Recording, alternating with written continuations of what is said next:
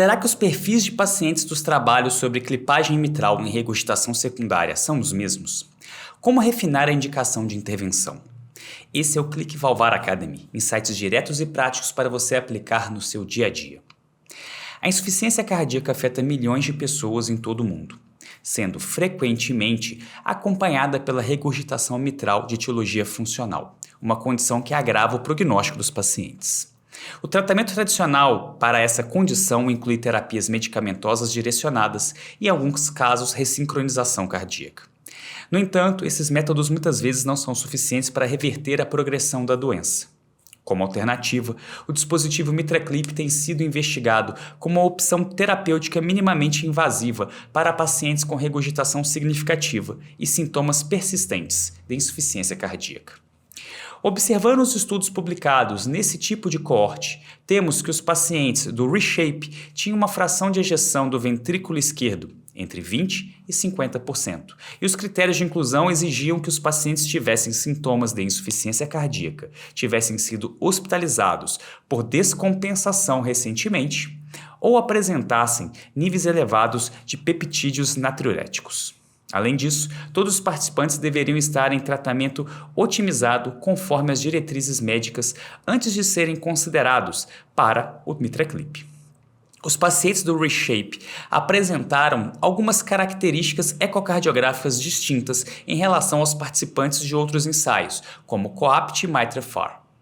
Em termos de fração de ejeção do ventrículo esquerdo, os três estudos apresentaram valores semelhantes. No entanto, o volume diastólico final do ventrículo esquerdo foi diferente, pois os pacientes do MITRA-FR apresentavam corações mais dilatados, o que pode ter impactado os resultados clínicos.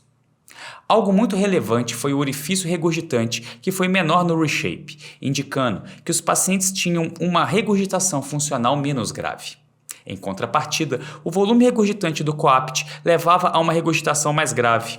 Observando dados mais específicos, a pressão diastólica final do ventrículo esquerdo foi menor no Reshape ao comparar com o MITRA-FR e o COAPT, nos indicando a possibilidade que os pacientes do Reshape tinham menos sobrecarga hemodinâmica. Por fim, a presença de regurgitação tricúspide variou entre os estudos. Os pacientes do Reshape tinham regurgitação mais grave, o que pode impactar a resposta ao tratamento com o MitraClip e afetar os desfechos desses pacientes. Os dados do Reshape nos mostram o comportamento do MitraClip em um perfil de pacientes diferentes do COAPT e MITRA-FR. Concentrou-se em pacientes com regurgitação não tão avançada, com menores volumes regurgitantes e menor gravidade da doença, mas com maiores valores de átrio esquerdo, enquanto o COAPT incluiu pacientes com regurgitação mais grave, o MITRA-FR, pacientes com ventrículos maiores e uma regurgitação proporcional à dilatação ventricular. Essa diferenciação é crucial para entender os benefícios do MitraClip em diferentes populações, sendo que um destes fatores pode acabar influenciando os resultados divergentes, como a regurgitação funcional proporcional versus desproporcional, sugerindo que a doença valvar era um fator dominante ou que a insuficiência cardíaca subjacente poderia ser a principal causa da deterioração clínica. Eu sou o Thiago Bignotto e você acabou de ouvir mais um podcast da plataforma The Valve Club e hoje com o nosso programa Academy. Orientados pelo Dr. Rafael Modesto, Jonathan Elias escreveu um excelente texto sobre os perfis da insuficiência mitral funcional nos trials atuais. Aproveite para ler mais sobre esse e outros conteúdos no nosso site. Deixe sua opinião, comente e tire as suas dúvidas. Um grande abraço e até a próxima.